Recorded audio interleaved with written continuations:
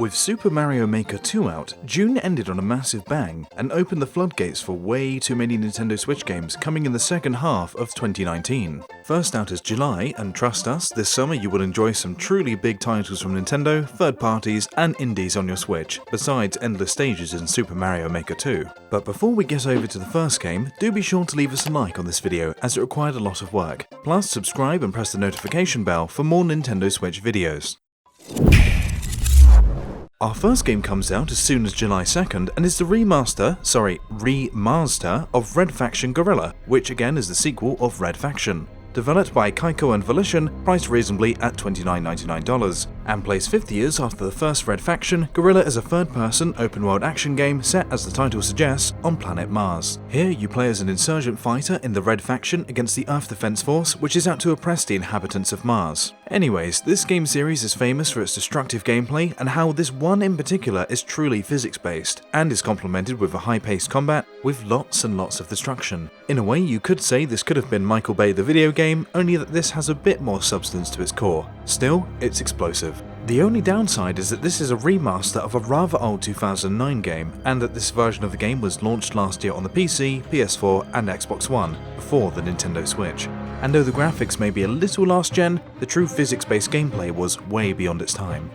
Oh wait a minute, Guerrilla, Insurgent Fighters and Rebellions? Oh that's right, this video is sponsored by Rebellion Developments and Sniper Elite V2, which is also out on the Nintendo Switch now. A game that we highly recommend if you love high-tension World War II sniping drama. For more details, check out this dedicated video to the game and my World War II family history by clicking the card up here or the link in the description down below. Netflix has some truly great shows, and one of the best is no doubt Stranger Things, a 1980s-based science fiction horror that is finally getting a video game adaptation on the Nintendo Switch. Developed and published by indie developer Bonus XP in association with Netflix, this 16-bit action-adventure title is coming out on July 4th. And it will for sure be an interesting ride as it goes over the events of Season 3 of the show. For now, no price for the game has been given, but the developer promises to deliver an experience that will allow you to experience the critically acclaimed show in a whole new way as you explore the freaky setting of Hawkins. The best part probably, besides the simple pick up and play gameplay, is that the game will expand beyond the plot point found in Season 3 of Stranger Things, and will also allow you to invite a friend for some co-op action and select among 12 playable characters. As previously mentioned, we still have no price for the final version of the game, but it will likely be in the $20 range. In other words, a potential great deal if you don't mind getting spoiled for the first 2 seasons of the show. We love Attack on Titan, and it is likely that you are also a fan of one of Japan's most popular anime and manga, and if you know a thing or two, then you for sure have noticed that the series is at its absolute best now with Season 2 Part 2 of the anime. And let us not forget chapters 110 through 120 of the manga, bringing the series to brand new heights. On top of this, we will get a follow-up to the good Attack on Titan 2 by Koei Tecmo in the form of Attack on Titan 2 Final Battle, which will go over the Uprising and return to Shinganshina arcs. In simple terms, join the ranks of the Survey Corps from a third-person perspective and take advantage of your extreme mobility gear to battle titans and human foes with Titan Blades, Anti-Personnel ODM, or the powerful Thunder Spear, the last 2 making their debut in Final Battle. The great benefits of this game series is its fateful Titan combat and town life gameplay, but also a wide range of playable characters in a number of game modes such as the main story mode, online competitive, and co-op modes, and the brand new territory recover mode of course. All of this is launching on July 5th for $60 US. Now over to something quite different. And by that I mean we go from the most serious of anime to the most unserious. You already know what this is. Senran Kagura Peach Ball is a board game. Only a pinball game. A pinball game with anime titties and bunny-dressed anime babes. And that is pretty much it, I guess. The gameplay looks to be fun, and the Switch will work perfectly to emulate the pinball machine thanks to the handheld nature of the console and the detachable Joy-Cons. Developed by Xseed Games and Honey Paradise Games, Senran Kagura Peach Ball will come out on a Nintendo Switch in the West after being out for some time in Japan on July 9th for the price of $40 US. That is pretty pricey for a pinball game with some kawaii anime girls, but then again this is a Senran Kagura title, and you know exactly what will happen when you hit the equivalent to jackpot.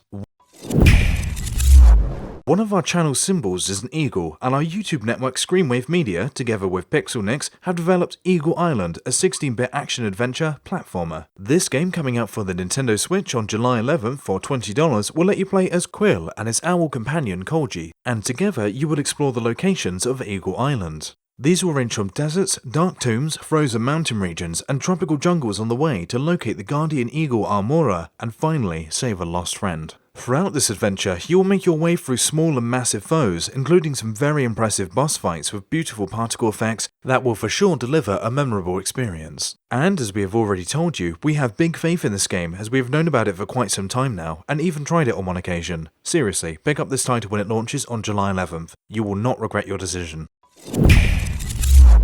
Square Enix had the second best conference at E3 2019, and with many upcoming Nintendo Switch games such as Dragon Quest XI-S, Final Fantasy VII Remastered, Trials of Mana, and many more to look forward to in the coming months, we finally on July 12th are getting the anticipated Dragon Quest Builders 2, the much more ambitious follow-up first game which by many was dubbed as Minecraft Dragon Quest. And though this was to a large extent true due to the crafting nature of the first game, Dragon Quest Builders 2 aims to stand on its own feet with an extensive tale that will remind more of a more substantial action RPG than Minecraft currently is. And with better polygons, a premise to build your own fantasy world or play the campaign where you rebuild a ruined world and take on the children of Hagen, that's correct, this game takes place in an alternate timeline of Dragon Quest 2, where the main antagonist Hagen created his own personal cult.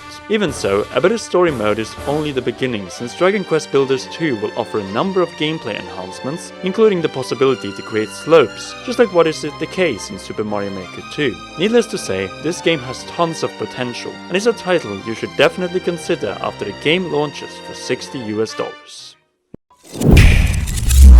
Western third-party Nintendo Switch exclusives are a rare commodity, in particular when it comes to games from Marvel, which have had an incredible success recently thanks to Spider-Man PS4. That's why it came as a major surprise that Marvel Ultimate Alliance 3: The Black Order would come to the Nintendo Switch on July 19th. Now, this beat-em-up action RPG is not as Western as it might appear on the surface, as the game is developed by Koei Tecmo and Team Ninja, but the theme is very Western as you assemble your team of Avengers who actually look like the MCU counterparts, unlike Square Enix's upcoming Avengers title.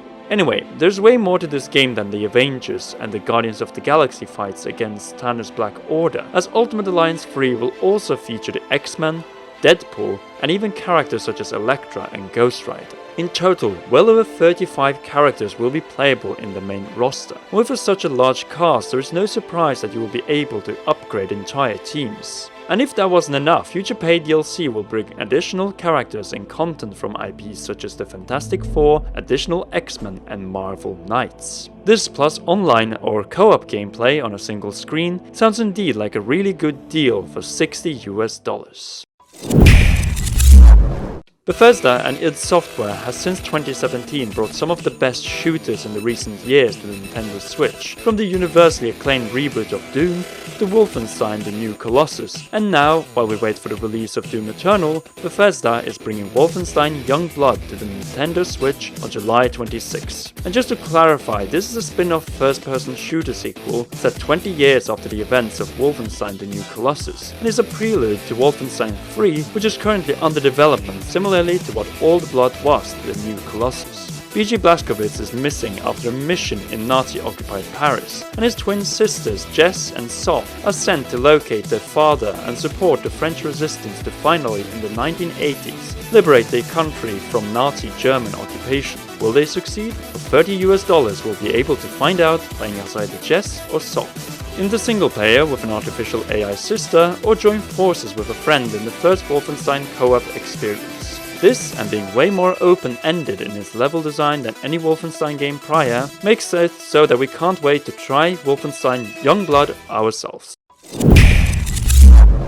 Though we know Joseph will be busy playing this game from day one, we will most likely play another game prior to Youngblood. since on July 26th the long wait for Fire Emblem 3 houses will finally be over, and we'll be able to select one of the 3 houses of the Officers Academy of Fodlan. There we already have the first big selling point of the game: massive replay value, as you can play the game in 3 different ways and as a male or female protagonist. But more importantly, this is the first in a line of big transitions of major mainline Nintendo handheld franchises from the 3DS to the Nintendo Switch, since by the end of March 2020 the big 3, that will say Fire Emblem, Pokemon and Animal Crossing, would have made a big turn from handheld to console. And what a way to do it! Well, with the exception of Pokemon Sword and Shield, which wild era looks like an N64 overworld. Luckily for Fire Emblem 3 houses, the game is a major upgrade from a visual and gameplay standpoint, since the game will for the first time provide the well-known Fire Emblem anime-like cutscenes and gameplay sequences, all in HD. But more importantly, it appears that the title that aims to unite a divided fanbase with serious gameplay akin to traditional Fire Emblem, while keeping the quality waifu and anime style that made it breakthrough with Fire Emblem Awakening. That and one of the most amazing original soundtracks we have heard in quite some time.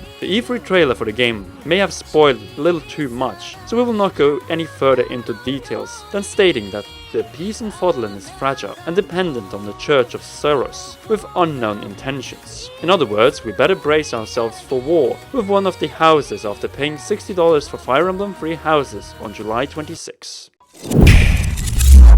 The month ends with a way smaller title, but even so, Mutant Year Zero Road to Eden Seed of Evil should not be overlooked despite the very long title, as it has garnered some critical praise from major gaming publications. Developed by the indie studio Birded Ladies and published by the Norwegian gaming outlet Funcom, it is a blend of a real-time stealth and exploration with turn-based tactical combat. Set in a 3D post-apocalyptic setting, you'll play as a team of mutants on the search of the mythical Eden, or a safe haven in this post-apocalyptic wasteland, even though it may all be just false promises. The game will both be available physical or digital on the Nintendo Switch eShop for around $40 with final pricing still pending. So why should you end the month with this game? Well, it is a well-crafted experience where you as a team of mutant stalkers work together and level up as they assumably get closer and closer to the promised Eden. You'll be able to experience this journey yourself and battle ghouls and monsters when the game launches on the Nintendo Switch on July 30th. And there you have it, the top 10 games coming out in July, in no order but by their release date, that we recommend in the month of July. Do you agree with this selection? And are there some other games we should play and pay attention to? Then make sure to leave a comment under the video. As previously mentioned, make sure to leave a like for the work put into this video, and in order to not miss any future Nintendo Switch games uploads, make sure to subscribe and press that shiny notification bell, and again for all notifications to become part of our notification realm. Finally, we want to thank all our gracious patrons, and in particular our royal producers Kenyatta Ali and Bradley Carriage. You can join the most dedicated realmists too by heading over to patreon.com/commonrealm. That's all for now, but make sure to check out one of these 2 great videos.